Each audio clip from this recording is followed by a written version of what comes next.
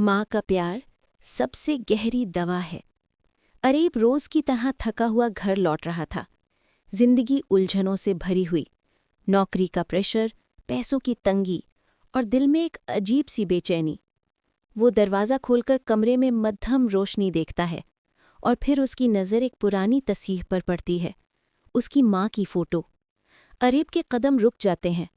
उसे अचानक वो बचपन का वक्त याद आता है जब वो बुखार में जल रहा होता था और माँ उसके बाल ठीक करती हुई कहती थी, बेटा घबराना मत, माँ यहीं है, तुम ठीक हो जाओगे, बस ये दवा ले लो।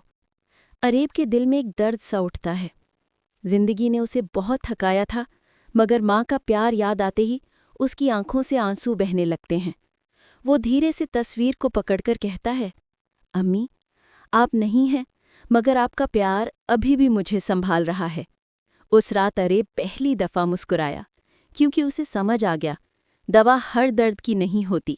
कभी कभी किसी की दुआ, किसी की याद और माँ का प्यार इंसान को अंदर से ठीक कर देता है। माँ का प्यार सबसे गहरी दवा होता है।